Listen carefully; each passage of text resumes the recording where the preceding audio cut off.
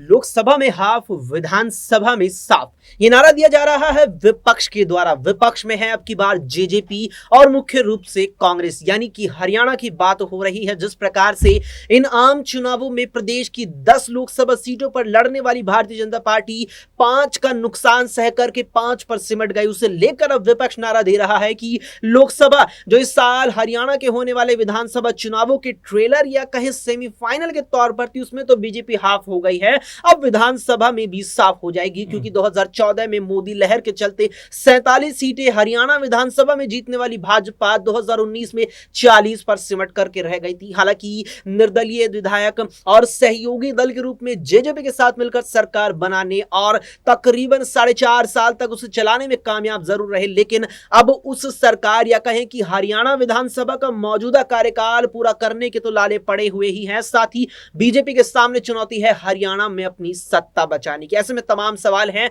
और उन पर चर्चा करेंगे हमारे सहयोगी अमन जी के साथ। अमन जी, हरियाणा में ये नारा दे दिया गया है कि विपक्ष के द्वारा सीधे तौर पर कि लोकसभा में आप हाफ हो चुके हैं, यानी बीजेपी हाफ हो चुकी है और अब की बार विधानसभा में आप साफ हो जाएंगे। इस बीच सूबे के पूर्व डिप्टी सीएम और जेजेपी प्रमुख दुष्यंत चौटाला का एक बड़ा बयान आया। कहते नजर आए कि कांग्रेस को हम समर्थन देने को तैयार हैं क्योंकि बीजेपी के चलते हमें जेजेपी को बहुत नुकसान हुआ है। ऐसे में अगर मान लिया जाए कि दुष्यंत चौटाला विधानसभा में लोकसभा की तरह ना करके कांग्रेस को खुला समर्थन दे देते हैं, तो क्या इससे बीजेपी की राहें और भी ज्यादा मुश्किल होंगी? देखिए, जाहिर बात है कि दुष्यंत चौटाला जब से बीजेपी से अलग हुए हैं, बीजेपी के लिए अपनी सरकार को बचाना टेढ़ी खीर साबित हो रहा। आप देखिए, जब से बाहर हुए उसके बाद कुछ निर्दलियों का समर्थन मिला, बीजेपी को सरकार बनाई, लेकिन उसके बाद जिस तरह से 3 निर्दलियों ने कह सकते हैं उनसे समर्थन वापस ले लिया और उसके बाद उनकी सरकार पूरी अल्पमत में आती हुई नजर है। अभी भी ऐसा लग रहा है, ऐसा माना जा रहा है, लगातार कहा भी जा रहा है कि बीजेपी सरकार अल्पमत में है। तो ऐसे में आप ये मानकर चलिए कि उनकी जो ताकत थी वो लगातार अब कम होती हुई दिखाई पड़ती है। 2014 की आप बात करें, जाहिर सी बात है उस समय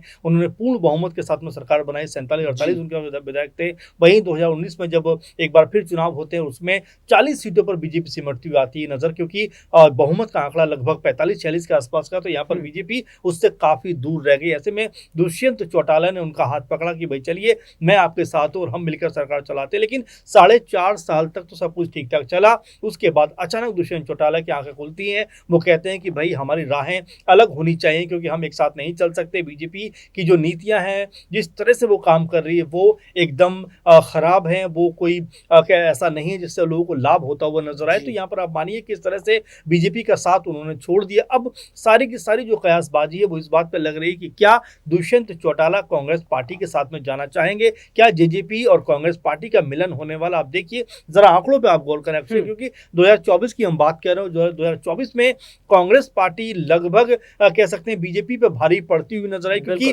5 सीटें तो उन्होंने जीती, उसके अलावा 2-3 सीटें ऐसी थी जिस पर लगातार उन्होंने लीड ले रखी थी। यानी कि ये मानकर चलिए कि विधानसभा चुनाव में अगर इन कह सकते हैं पूरे के पूरे समीकरण को कैलकुलेट करें तो यहाँ पर कांग्रेस पार्टी भारी पड़ती हुई नजर आ रही है। साथ में आम आदमी पार्टी का सपोर्ट उसके साथ में अगर रहेगा, क्योंकि आपने देखा कि कुरुक्षेत्र सीट पर सुशील गुप्ता को लड़ाया गया, हालांकि वो चुनाव हार गए, लेकिन अच्छे खासे वोट उनके पास भी आते हुए नजर आए। तो यहाँ पर बीजेपी के लिए अपनी सरकार को बचाना बहुत मुश्किल होने वाला है, बहुत टेढ़ी खीर होने वाला है, क्योंकि बीजेपी के अंदर खाने में चाहे अनिल विज हो, नायब सिंह सैनी हो, इसके अलावा राव इंद्रजीत हो, तमाम ऐसे बड़े बड़े नाम हैं जो लगातार एक दूसरे की खिलाफत करते हुए नजर आ रहे हैं। तो ऐसे में बिल्कुल स्पष्ट दिखाई दे रहा है कांग्रेस पार्टी यहाँ पर बाजी मार सकती है और साथ में दुष्यंत चौटाला का अगर उनको साथ मिलता है तो और ज्यादा मजबूत हो सकते हैं। हालांकि दुष्यंत चौटाला अपने अकेले दम पर कुछ खास नहीं कर पा रहे हैं। आपने देखा कि 10 सीटों पर गए लोकसभा चुनावों में एक भी सीट पे ऐसा नहीं लगा जहां पर उनका जो प्रत्याशी है वो कहीं फाइट में भी दिखाई पड़ा हो, क्योंकि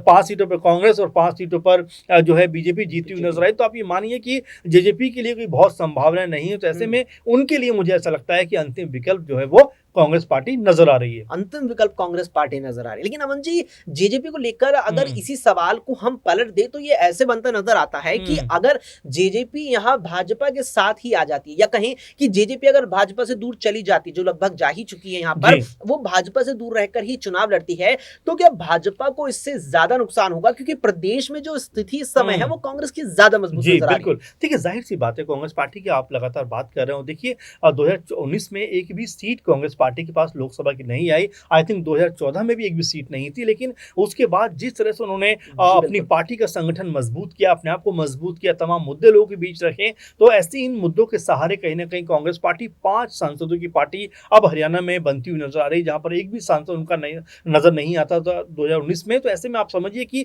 5 सांसदों के बाद अब कांग्रेस पार्टी जरूर चाहेगी कि जिस तरह से आपने शुरू में कहा कि लोकसभा में हाफ तो विधानसभा में साफ, उस स्थिति को कहीं ना कहीं बनाना चाहेगी। और देखिए कांग्रेस पार्टी 30 सीटों पर तो अभी भी है, तो ऐसे में उसके लिए जरूरी होगा कि रणनीति में किस तरह मजबूती वो करते, क्योंकि कांग्रेस पार्टी को लेकर भी लगातार इस तरह की खबरें आ रही हैं। अक्षय, हमने देखा कि किरण चौधरी जिस तरह से नाराज होकर बीजेपी में शामिल हो जाती हैं, उनकी बेटी श्रुति चौधरी वो भी शामिल हो जाती है। तो ऐसे में कांग्रेस पार्टी को भी अपना खुनबा बचाना होगा, क्योंकि शैलजा और हुड्डा गुट के बीच में जिस तरह से अभी भी तनातनी का माहौल है, तो यहाँ पर कांग्रेस पार्टी कहीं अपने हाथों बना बनाया खेल ना बिगाड़ ले, इसलिए आला कमान लगातार जो है बातें कर रहा है, लगातार कांटेक्ट में है। लेकिन अगर ये लड़ाई खत्म नहीं हुई, क्योंकि आपने देखा कि जब 5 प्रत्याशी जीतते हैं कांग्रेस पार्टी के, तो 4 को तो हुड्डा बुलाते हैं प्रेस कॉन्फ्रेंस में, लेकिन शैलजा वहां पर नजर नहीं आती। उसके बाद जब शैलजा से पूछा जाता है तो कहती हैं कि भाई ये लोगों की मेहरबानी है, किसी इंडिविजुअल ने मुझे नहीं जिताया। तो आप ये मानकर चलिए कि जो अभी भी तनातनी है वो खत्म नहीं हुई है,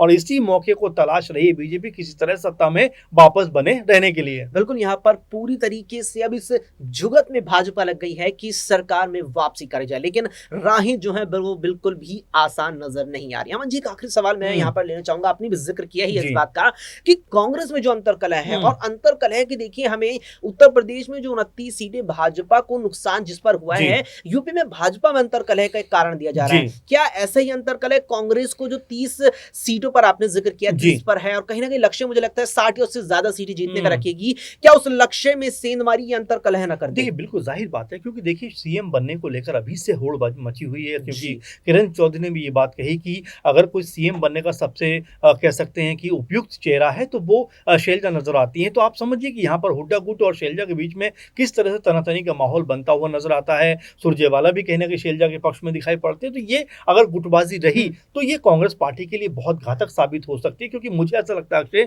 कि कांग्रेस पार्टी के पास में 10 साल के बाद ये ऐसा मौका आया है कि जब वो बीजेपी के कह सकते हैं कि ऊपर नजर आती है, बीजेपी को बिल्कुल करारी टक्कर देती हुई नजर आती है। यहाँ पर अगर उन्होंने अपने माहौल को बनाए रखा, लोगों के बीच में जिस तरह से उनका जो कह सकते हैं विश्वास एक बना है, डेवलप हुआ है, अगर उसको बनाए रखा तो जाहिर बात मानकर चले, आपने सही कहा कि कम से कम 55-60 सीटें कांग्रेस पार्टी के पास आती हुई दिख सकती हैं। लेकिन उसके लिए कांग्रेस पार्टी को अंदर खाने में अपने आप को मजबूत करना पड़ेगा। शैलजा हो या कह सकते हैं भूपेंद्र सिंह हुड्डा हो या दीपेंद्र हुड्डा हो, तमाम जो बड़े नेता उनको एक साथ मिलकर चलना पड़ेगा, क्योंकि अगर ऐसा नहीं होता है अक्षय, तो आप ये मानकर चलिए कांग्रेस पार्टी को एक बार फिर से सत्ता से हाथ धोना पड़ेगा या उनको दूर रहने को मजबूर होना पड़ेगा। ऐसे में अगर वो पार्टी को मजबूत करना चाहते हैं, सत्ता को पाना चाहते हैं, तो पूरी पार्टी को एकजुट होना पड़ेगा, नहीं तो बीजेपी एक बार फिर से सत्ता के ऊपर अपनी जो कह सकते हैं जो कब्जा है वो बरकरार रखती हुई नजर आएगी। बिल्कुल, यहाँ पर सत्ता पे कब्जा वापसी से जमा लेगी बीजेपी, क्योंकि जो बीजेपी के खिलाफ माहौल है उससे भुनाने में कांग्रेस जो कामयाब नजर आ रही है, उस कामयाबी में सेंधमारी